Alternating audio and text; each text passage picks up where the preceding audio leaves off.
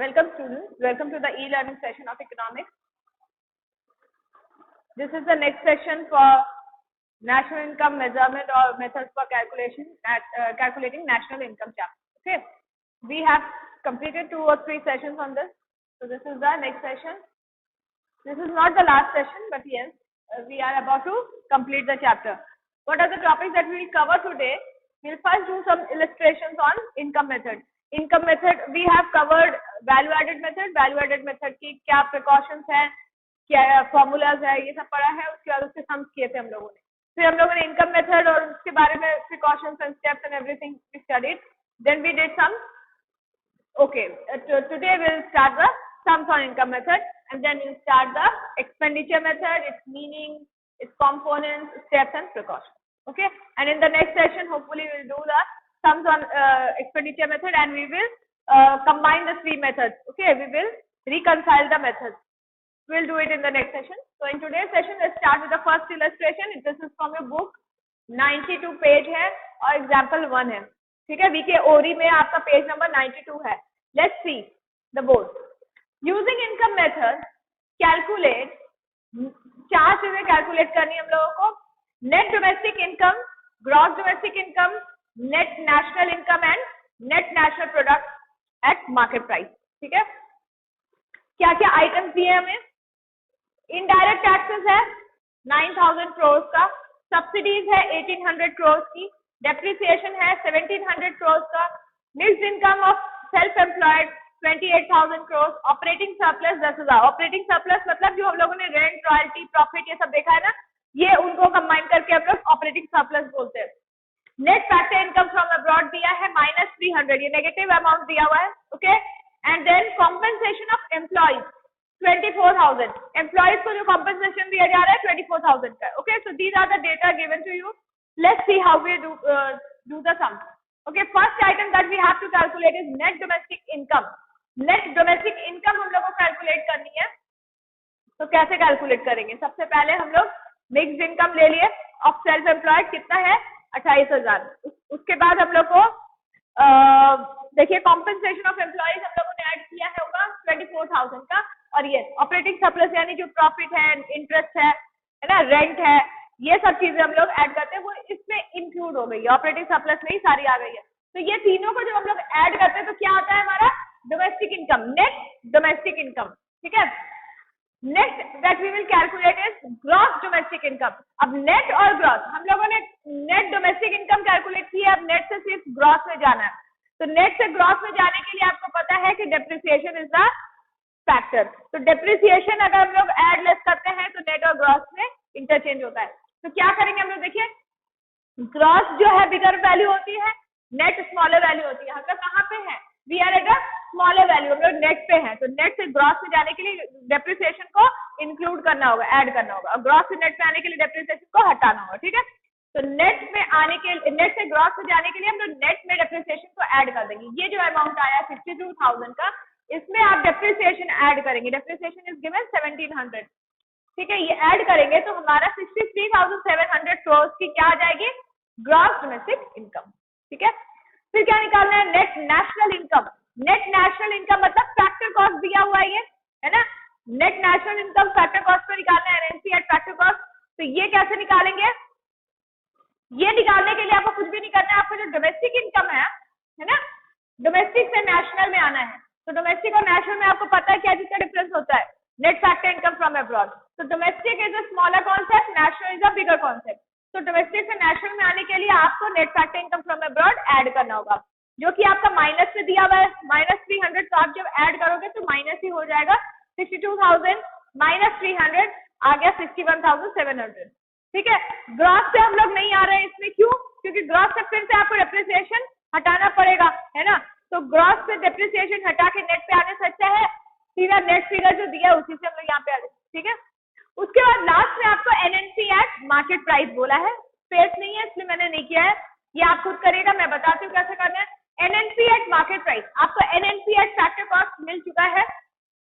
ठीक है, factor cost और मार्केट प्राइस में क्या चीज का डिफरेंस होता है, the difference is of net indirect tax. Net indirect tax कैसे आता है, इनडायरेक्ट टैक्स माइनस सब्सिडी. तो ये आप करेंगे तो आपका ये सम कंप्लीट हो जाएगा। तो 3 आइटम हम लोगों ने कैलकुलेट किया है। 4th आइटम जो है मार्केट प्राइस वाला, ये निकालना है। आप ऑलरेडी फैक्टर कॉस्ट पे हो, मार्केट प्राइस पे आने के लिए आपको नेट इनडायरेक्ट टैक्स वाला काम करना होगा, ठीक है। तो you will calculate this net indirect taxes minus subsidy. अब इसको ऐड करेंगे कि लेस करेंगे, ये आप करोगे, ये मुझे देखना है कि आपको आता है कि नहीं, ठीक है। ये इसमें ऐड होगा कि लेस होगा, ये मुझे जानना है, ठीक है। तो फैक्टर कॉस्ट से मार्केट प्राइस पे आने के लिए आप ऐड करोगे कि लेस करोगे, ये आप देखिएगा, okay. Let's do one more sum on this topic. Okay students, so we have completed one illustration on income method from your book, okay, and we are going to start another one which is not from your book. So let's see the sum written on the board. We have to calculate operating surplus, ठीक है। operating surplus निकालना है, यहाँ पे national income का calculation नहीं है, सिर्फ ऑपरेटिंग सरप्लस ही निकालना है। यहाँ पे सबसे पहला डेटा दिया हुआ है sales, rupees in crores, rupees जो है क्रोर्स में है, सेल्स है 4000 का, कॉम्पनसेशन ऑफ एम्प्लॉइज है 800 का, इंटरमीडिएट कंजम्पशन है 600, रेंट है 400, interest is 300, net indirect taxes 500, consumption of fixed capital is 200 and mixed income 400। अब सबसे पहले आपको पता है कि ऑपरेटिंग सरप्लस जो होता है उसमें हमारा रेंट, इंटरेस्ट, प्रॉफिट सब आ जाता है ना। तो हम लोग को जब ये कैलकुलेट करना है तो हमको कई सारे आइटम्स की जरूरत होगी, है ना। सबसे पहले जो सेल्स का फिगर हमको दिया है उससे हमको प्रॉफिट निकालना पड़ेगा, है ना। उसके बाद इंटरेस्ट दिया है, नेट इनडायरेक्ट टैक्सेस क्या होता है, नेट इनडायरेक्ट टैक्सेस मतलब इनडायरेक्ट टैक्सेस माइनस सब्सिडी, ये आपको समझ में आ गया होगा अभी तक। तो कंजम्पशन ऑफ फिक्स्ड कैपिटल भी मैंने आपको कई बार बताया कि it is nothing but depreciation. और मिक्स्ड इनकम जो है, मिक्स्ड इनकम हम लोग इसमें नहीं लेंगे, क्यों नहीं लेंगे, क्योंकि मिक्स्ड इनकम जो है वो उसमें कई तरह की इनकम मिक्स होती है ना। It is the income of the entrepreneur, जिसमें अगेन प्रॉफिट, वेजेस और कई तरह की इनकम मिक्स रहती है, ठीक है। और मिक्स्ड इनकम अलग होती है, ऑपरेटिंग सरप्लस अलग होता है। तो सिर्फ ऑपरेटिंग सरप्लस जब निकाले तो मिक्स्ड इनकम का यहाँ पे कोई काम नहीं है, ठीक है। तो उसको हटाना पड़ेगा अगर वो इंक्लूडेड है। अच्छा, अब देखिए हम लोग कैलकुलेट करते हैं। सबसे पहले हम लोग को प्रॉफिट निकालना होगा, तो हम लोगों ने सेल्स लिया है 4000 का, ठीक है। दिया हुआ हमें 4000 का सेल्स, 4000 करोड़ का। इसमें से इंटरमीडिएट कंजम्पशन हटा देंगे सबसे पहले, है ना, तभी तो हमारा प्रोडक्शन आएगा कि इस साल कितना आउटपुट हुआ है। तो इंटरमीडिएट कंजम्पशन हम लोगों ने 600 का हटा दिया, माइनस कर दिया, ठीक है। नेक्स्ट इज उसके बाद कॉम्पनसेशन ऑफ एम्प्लॉइज 800 दिया हुआ है, जो कि इंक्लूडेड होगा, इसीलिए हम इसको भी माइनस कर रहे हैं 800, ठीक है। एम्प्लॉइज का कॉम्पनसेशन एक अलग आइटम है। जब आप इनकम मेथड से कैलकुलेट करते हो नेशनल इनकम, तो एम्प्लॉइज का जो कॉम्पनसेशन है वो आपको प्रॉफिट में से हटाना पड़ता है ना, तो आपने हटा दिया, ये अलग से यहाँ पे ऐड नहीं करेंगे। नेट इनडायरेक्ट टैक्सेस जो आप पे करते हो वो हटाएंगे 500 का। कंजम्पशन ऑफ फिक्स्ड कैपिटल यानी डेप्रिसिएशन आप प्रॉफिट में से हटाते हो, इसलिए प्रॉफिट ही है। Operating surplus is a kind of profit, तो आप इसमें से हटा रहे हो कंजम्पशन ऑफ फिक्स्ड कैपिटल यानी डेप्रिसिएशन। और लास्टली मिक्स्ड इनकम जो है, इसमें कई सारे लोगों की वेजेस वगैरह सब इंक्लूडेड होते हैं, तो ये भी हम लोग हटा देंगे। So when you will deduct all these items, what you will get is operating surplus. Operating surplus is nothing but the profit of the not the self-employed, of the entrepreneur, है ना। जो लोग बिजनेस कर रहे हैं उनका क्या profit हो रहा है बिजनेस से नेट में, है ना, after charging the depreciation, after paying the wages, rent and everything, सारे एक्सपेंसेस हटाने के बाद क्या नेट में इनको प्रॉफिट हो रहा है, दैट इज ऑपरेटिंग सरप्लस, ठीक है। ऑपरेटिंग सरप्लस मतलब ऑपरेट करने से क्या सरप्लस हो रहा है, ठीक। So this is the way you will calculate. You are getting 1500 crores as operating surplus. Operating surplus निकालने के कई methods होते हैं, आपके बुक में भी होंगे, है ना। You have to learn to calculate in different ways, क्योंकि एग्जाम में आपका आ सकता है अलग अलग तरह का डेटा आपको दे दिया जाएगा, उससे आपको ऑपरेटिंग सरप्लस निकालना होगा।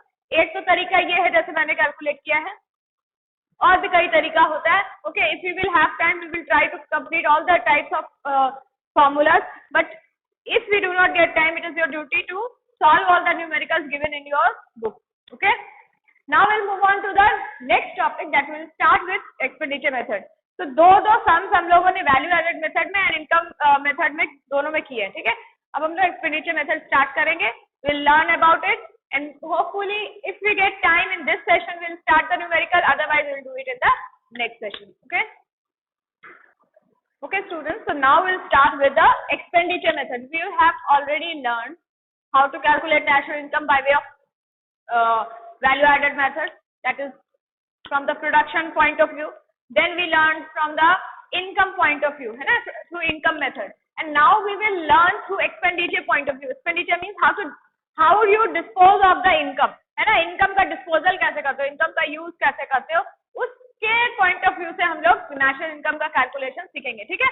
So this method is also known as income disposal method. Okay, income disposal method. क्यों? क्योंकि अभी तक जो हम लोगों ने सीखा है कैसे इनकम जनरेट करना है ना, प्रोडक्शन करना है, फिर कैसे इनकम जनरेट होगी और कैसे अब इनकम का यूज होगा, वो हम लोग इस मेथड से सीखेंगे. Factor income earned by factors of production is spent in the form of expenditure on purchase of goods and services produced by the firm. जितनी भी फर्म जो प्रोडक्शन करती है ना, उनको कंज्यूम करते हैं कंज्यूमर्स. तो जब कंज्यूमर्स कंज्यूम करते हैं तो उनको एक्सपेंडिचर इनकर करना पड़ता है, वो पैसा खर्च करते हैं ना, अपनी इनकम जो है उसको स्पेंड करते हैं. So this expenditure, this spending of the consumers, उसको हम लोग यहाँ पे कंसीडर करते हैं फॉर कैलकुलेटिंग नेशनल इनकम, ठीक है. This method measures national income as sum total of final expenditures incurred by the households, business firms, governments and foreigners. चार जो सेक्टर्स है हमारा, house hold, producer sector, government sector and rest of the world, जिसको हम लोग external या foreign sector बोलते हैं.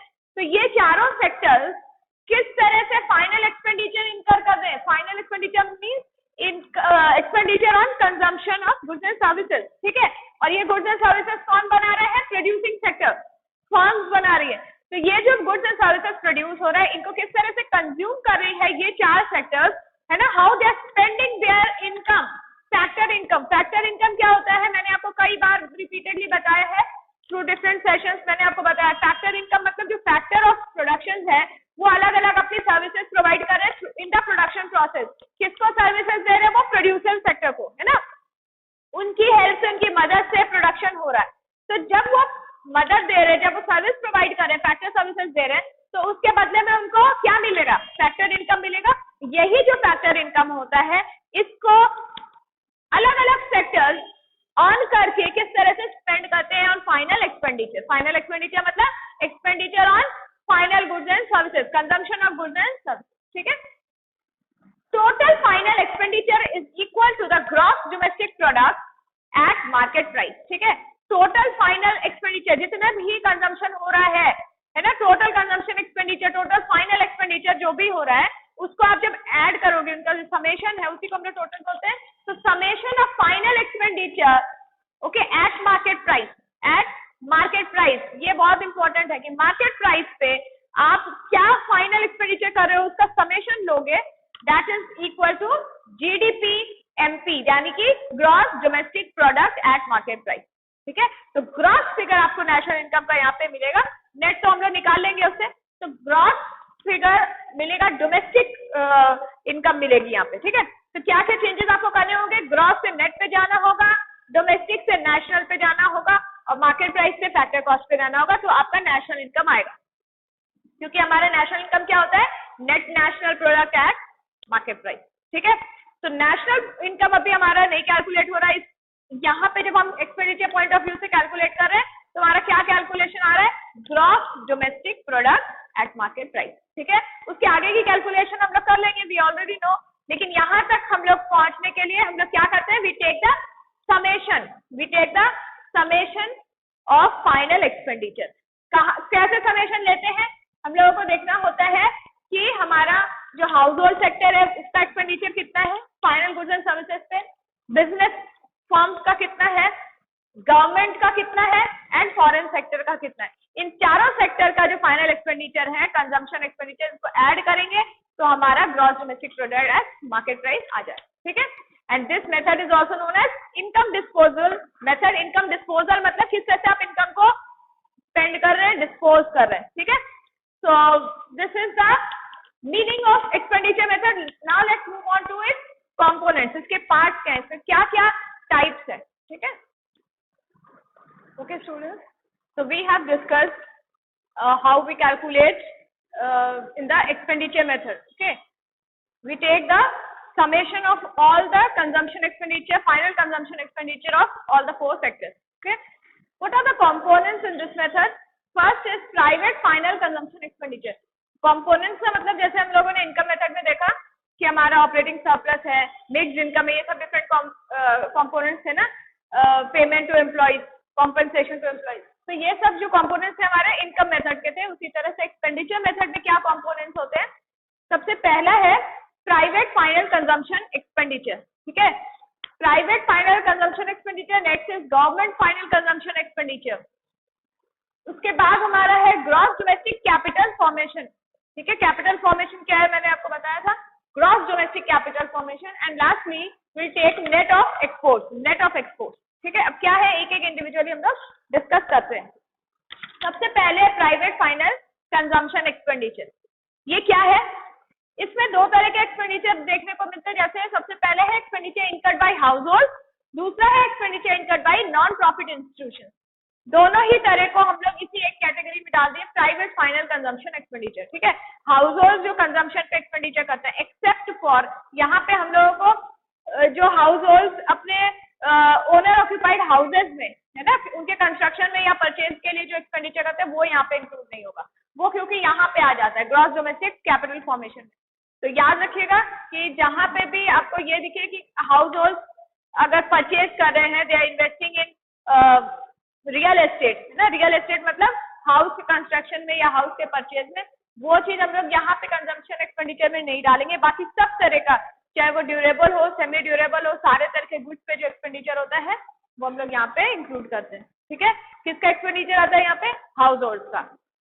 तो दूसरा नॉन प्रॉफिट इंस्टीट्यूशन जो होते हैं ना, जो चैरिटी के लिए वर्क करते हैं, सोशल वेलफेयर के लिए, तो उनका भी जो एक्सपेंडिचर होता है वो भी इसी कैटेगरी में आता है। किस कैटेगरी में आता है? Private consumption expenditure. तो इनका हम लोग जब टोटल ले लेंगे तो ये एक हमारा प्राइवेट फाइनल कंजम्पशन एक्सपेंडिचर बन जाएगा। तो we have to add this to, household का प्लस नॉन प्रॉफिट ऑर्गेनाइजेशन, ठीक है। नेक्स्ट इज गवर्नमेंट का फाइनल कंजम्पशन एक्सपेंडिचर क्या होता है? गवर्नमेंट क्या चीज में एक्सपेंडिचर करती है? एडमिनिस्ट्रेटिव सर्विसेज में स्पेंड करती है। आपको पता है गवर्नमेंट का क्या काम है? डिफेंस को देखना, लॉ एंड ऑर्डर को मेंटेन करना, एजुकेशन, मेडिकल फैसिलिटीज, सैनिटेशन, है ना, इंफ्रास्ट्रक्चर, ये सब चीजों का डेवलपमेंट, ये सब चीजों की जो भी लुक आफ्टर कौन करता है? गवर्नमेंट करती है। तो गवर्नमेंट की जो सर्विसेज है, एडमिनिस्ट्रेटिव सर्विसेज है, उस पे जो एक्सपेंडिचर होता है उसको हम लोग गवर्नमेंट का फाइनल कंजम्पशन एक्सपेंडिचर में डालते हैं, ठीक है। Next is gross fixed capital formation. अच्छा, ये जो गवर्नमेंट का एक्सपेंडिचर हो भी रहा है, इससे सामान तो जो भी प्रोडक्ट सर्विसेज प्रोड्यूस हो रही है इकोनॉमी में वही लग रहे हैं ना। आप चाहे डिफेंस देखो, लॉ एंड ऑर्डर देखो, कहीं भी देखो तो गुड्स एंड सर्विसेज का परचेज तो गवर्नमेंट भी कर रही है ना। कहीं कहीं में भी उसका पर्पज अलग है, लेकिन परचेज तो उसको भी करना पड़ रहा है। तो जहां जहां पे भी एक्सपेंडिचर हो रहा है कंजम्पशन पे, चाहे वो पर्पज कोई भी हो, तो हम लोग उसको काउंट करेंगे as final expenditure on consumption, ठीक है। Now we come to gross fixed capital formation. Fixed capital formation मतलब कैपिटल गुड्स में जो चेंज आता है ना, इंक्रीज होता है, एडिशन होता है, उसको हम लोग बोलते हैं चेंज इन कैपिटल स्टॉक या फिर कैपिटल फॉर्मेशन, जिसको हम लोग इन्वेस्टमेंट भी बोलते हैं। मैंने आपको सिखाया था I is equal to change of K was the capital या capital stock. Change in capital stock मतलब इन्वेस्टमेंट। जब भी हम लोग ये बोलेंगे कि investment, that means there is a increase in capital stock. Capital stock यहाँ पे क्या हो रहा है? यहाँ पे उस स्टॉक की बात नहीं हो रही जो रॉ मटेरियल वगैरह होता है। We are talking about capital goods, machinery, fixed assets, ठीक है। तो ग्रॉस फिक्स्ड कैपिटल फॉर्मेशन जो है, इसको फिर से 2 पार्ट में डिवाइड कर दिया गया था, ठीक है। एक तो sorry, gross domestic capital formation था हमारा टॉपिक। तो ग्रॉस डोमेस्टिक कैपिटल फॉर्मेशन को 2 पार्ट में डिवाइड कर दिया गया था। एक तो ग्रॉस फिक्स्ड कैपिटल फॉर्मेशन और दूसरा है इन्वेंट्री इन्वेस्टमेंट, ठीक है। तो जैसे कि मैंने कहा कि ये जो फिक्स्ड कैपिटल फॉर्मेशन है, इसमें इन्वेंट्री की बात नहीं होती, इसमें सिर्फ कैपिटल गुड्स की बात होती है, यानी आपके एसेट्स वगैरह की बात होती है। और दूसरा पार्ट है हमारा यहाँ पे इन्वेंट्री इन्वेस्टमेंट। यहाँ पे हम लोग raw material, semi finished goods और फिनिश्ड गुड्स की बात करते हैं, ठीक है। तो जब हम इन दोनों को कंबाइन करते हैं तब आता है हमारा ग्रॉस डोमेस्टिक कैपिटल फॉर्मेशन। देखिए यहाँ पे फिक्स्ड कैपिटल वर्ड यूज नहीं किया है, यहाँ पे सिर्फ कैपिटल वर्ड यूज किया, तो कैपिटल में आपका स्टॉक भी आता है और कैपिटल स्टॉक भी आता है। ये स्टॉक जो है ये इन्वेंट्री की बात हो रही है, ये स्टॉक जो है कैपिटल गुड्स की बात हो रही है, ठीक है। इन दोनों को कंबाइन करके आपका कैपिटल फॉर्मेशन का अमाउंट आता है। नाउ अब जो ग्रॉस फिक्स्ड कैपिटल फॉर्मेशन जो है, जिसमें हम लोग एसेट्स की बात करते हैं, फिक्स्ड एसेट्स की बात करते हैं, उसमें देखिए 3 चीजों में हम लोगों ने इसको डिवाइड किया है। एक ग्रॉस बिजनेस फिक्स्ड इन्वेस्टमेंट, दूसरा है ग्रॉस रेसिडेंशियल कंस्ट्रक्शन, है ना, और तीसरा है ग्रॉस पब्लिक इन्वेस्टमेंट। ये 3 तरह के इन्वेस्टमेंट्स होते हैं जिसको हम लोग कंबाइन करते हैं तो हमारा ग्रॉस कैपिटल फॉर्मेशन आता है। बिजनेस के जो फिक्स्ड इन्वेस्टमेंट्स होते हैं, है ना, बिजनेस हाउसेज जो कैपिटल उस पर स्पेंड करते हैं। दूसरा है ग्रॉस रेसिडेंशियल कंस्ट्रक्शन, जो रेसिडेंशियल कंस्ट्रक्शन जो बिल्डिंग्स वगैरह बन रही है, जिनको हम लोगों ने यहाँ पे एक्सक्लूड किया था। मैंने बताया था ना कि जहाँ पे भी एक्सपेंडिचर हो रहा है बिल्डिंग पे, ओनर ऑक्यूपाइड हाउसेस पे, उनका कंस्ट्रक्शन हो या परचेज हो, उसको हम लोग यहाँ पे इग्नोर करते हैं, उसको हम लोग यहाँ इंक्लूड करते हैं। कहाँ पे? ग्रॉस रेसिडेंशियल कंस्ट्रक्शन इन्वेस्टमेंट, ठीक है। तो यहाँ पे जो इन्वेस्टमेंट हो रहा है, यहाँ पे जो खर्च हो रहा है बिल्डिंग्स वगैरह बनवाने में, उसको बोलते हैं ग्रॉस रेसिडेंशियल कंस्ट्रक्शन इन्वेस्टमेंट, ठीक। कंस्ट्रक्शन मतलब बनाना। उसके बाद gross public investment, public investment में पब्लिक सर्विसेज पे क्या क्या खर्च हो रहा है, जैसा कि अभी मैंने बताया लॉ एंड ऑर्डर, डिफेंस वगैरह पे। उसी तरह गवर्नमेंट जो है ग्रॉस डोमेस्टिक पब्लिक इन्वेस्टमेंट जो होता है ना, एक पब्लिक के सर्विसेज पे जो इन्वेस्टमेंट हो रहा है, पब्लिक के लिए जो खर्च हो रहा है, उसको ग्रॉस डोमेस्टिक पब्लिक इन्वेस्टमेंट बोलते हैं। And then we have inventory investment, change in stock of raw material, semi finished goods and finished goods, ठीक है। तो यहाँ पे जनरली हम लोग क्या करते हैं कि आपका जो पिछले साल का क्लोजिंग स्टॉक रहा होगा उसको हम लोग ओपनिंग बोलेंगे इस साल, और इस साल का जो क्लोजिंग होगा उसमें आपका पूरा स्टॉक इंक्लूडेड है, तो उसमें से आपको पिछले साल का क्लोजिंग यानी इस साल का ओपनिंग हटाना पड़ेगा, तब आपका इस साल का प्रोडक्शन आएगा, ठीक है। इस साल कितना चेंज हुआ, इस साल कितना एडिशन हुआ है, वो कैसे निकालेंगे आप? इस साल के क्लोजिंग में से पिछले साल का ओपनिंग को माइनस करना पड़ेगा, ठीक है। This will give you the change in inventory. So when you combine these two figures, you will get the gross domestic capital formation. And lastly हमारा क्या आता है? Net export. नेट एक्सपोर्ट मतलब एक्सपोर्ट में से इंपोर्ट को हटा देना, ठीक है। नेट ऑफ एक्सपोर्ट मतलब टोटल एक्सपोर्ट में से आप इंपोर्ट को जब हटा देते हैं, माइनस कर देते हैं, तो जो आता है वो आपका सिर्फ एक्सपोर्ट बचता है, ठीक है। तो ये जो नेट एक्सपोर्ट होता है, ये हम लोग को अपने कैपिटल एक्सपेंडिचर के कंपोनेंट में इंक्लूड करना पड़ता है, okay. So these are the 4 components of our capital expenditure. Now we will move on to the steps of expenditure method. Okay students, we have learned the meaning of expenditure method, then we learned the components. Now we move on to the steps. क्या क्या steps involved हैं इस method में, ठीक है। Already आपको पता है, हम लोग डिस्कस कर चुके हैं, ठीक है। फॉर्मुलाइज करते हैं। प्राइवेट फाइनल कंजम्पशन एक्सपेंडिचर को हम लोग लेते हैं, जिसमें हम लोगों ने अभी बात की कि हम लोग इसमें हाउस होल्ड और नॉन प्रॉफिट ऑर्गेनाइजेशन दोनों को इंक्लूड कर देते हैं। दूसरा है गवर्नमेंट का जो फाइनल कंजम्पशन एक्सपेंडिचर होता है, एडमिनिस्ट्रेटिव सर्विसेज। तीसरा है ग्रॉस डोमेस्टिक कैपिटल फॉर्मेशन, इसमें हम लोगों ने देखा कि इन्वेंट्री का जो फॉर्मेशन हो रहा है, इन्वेंट्री में जो चेंज आ रहा है वो भी ले रहे हैं, प्लस कैपिटल गुड्स में जो चेंज आ रहा है वो भी ले रहे हैं, ठीक है। और लास्टली हम लोगों ने नेट एक्सपोर्ट लिया है। नेट एक्सपोर्ट मतलब एक्सपोर्ट में से इंपोर्ट की जो वैल्यू है वो हटा दी, तो सिर्फ जो एक्सपोर्ट की वैल्यू बची उसको बोलते हैं नेट एक्सपोर्ट। तो इन चारों वैल्यूज को जब आप ऐड कर देते हो, when you add up, when you take the summation of these 4, private expenditure, government expenditure, domestic capital formation and then net of export, what you get is gross domestic product at market price, ठीक है। GDP at MP, gross domestic product at market price. अच्छा, market price और factor cost, ये 2 values होती हैं कि हम लोग को पता है ना, हम लोगों ने इनकम मेथड तक ये देखा है। अब मार्केट प्राइस पे आप खड़े हो और ग्रॉस डोमेस्टिक प्रोडक्ट है आपके पास, तो हम लोगों को नेशनल इनकम तक पहुंचने के लिए क्या क्या चेंज चाहिए, और नेशनल इनकम क्या वैल्यू होती है? What is the notation of national income? It is a net national product at factor cost, ठीक है। तो चेंज कहाँ कहाँ पे आएगा? ग्रॉस से नेट पे जाएंगे हम लोग, है ना, डोमेस्टिक से हम लोग नेशनल क्वांटिटी पे जाएंगे, और मार्केट प्राइस से हम लोग फैक्टर कॉस्ट पे जाएंगे। तो 3 चीजों पे चेंज आना है। आपको पता है ग्रॉस से नेट पे जाने के लिए, whenever you want to move from gross quantity to net quantity in this chapter, you have to remove depreciation. Gross is a bigger quantity, net is a smaller quantity. मैं बार बार repeat कर रही हूँ, ये चीज दिमाग में आप लोग सेट करिए कि ग्रॉस क्वांटिटी जो है, ग्रॉस मतलब बड़ा, नेट मतलब छोटा. कहीं भी किसी भी जगह पे आप ग्रॉस और नेट को कंपेयर करेंगे तो ग्रॉस मतलब बड़ा और नेट मतलब छोटा. ठीक है, तो यहाँ पे जो ग्रॉस और नेट की हम लोग बात कर रहे हैं, तो इस ग्रॉस में क्या इंक्लूडेड है? इस ग्रॉस में डेप्रिसिएशन इंक्लूडेड है. ठीक है, तो जब आपको ग्रॉस से नेट पे आना है तो आपको ग्रॉस में से डेप्रिसिएशन को हटाना होगा, तो आप नेट पे पहुंच जाओगे. ठीक है, तो ग्रॉस डोमेस्टिक प्रोडक्ट से नेट डोमेस्टिक प्रोडक्ट की पहले बात करते हैं. ठीक है, तो नेट डोमेस्टिक प्रोडक्ट में क्या करेंगे हम लोग? Gross minus depreciation. ठीक है, तो आप कहाँ आ गए? Net domestic product at market price पे आ गए जब डेप्रिसिएशन माइनस हो गया. ठीक है, ग्रॉस की जो क्वांटिटी वो नेट में बदल गई है. अब मार्केट प्राइस पे हम लोग हैं, हम लोग को फैक्टर कॉस्ट पे जाना है. आपको पता है कि नेशनल इनकम का जो नोटेशन है, net national product at factor cost होता है. तो फैक्टर कॉस्ट पे आने के लिए, मार्केट प्राइस से फैक्टर कॉस्ट पे आने के लिए आपको क्या करना पड़ेगा? अब ये भी आपको मैंने बताया था कि मार्केट प्राइस जो है बड़ा क्वांटिटी है, फैक्टर कॉस्ट जो है छोटा क्वांटिटी है. दोनों में डिफरेंस किस चीज का है? इनडायरेक्ट टैक्सेस का है ना, नेट इनडायरेक्ट टैक्सेस. तो net indirect taxes market price में इंक्लूडेड है, उसको हटा देंगे तो फैक्टर कॉस्ट पे आप पहुंच जाएंगे. ठीक है, तो हम लोगों ने यहाँ पे देखिए वही किया है. Gross domestic product at market price पे आप पहुंचे हो आफ्टर डूइंग दिस. इसमें से net domestic product eight factor cost पे आप पहुंच जाओगे if you remove depreciation and if you remove net indirect taxes. I hope समझ में आ गया होगा आपको. ग्रॉस से हम लोग डेप्रिसिएशन हटाए तो नेट पे पहुंच गए.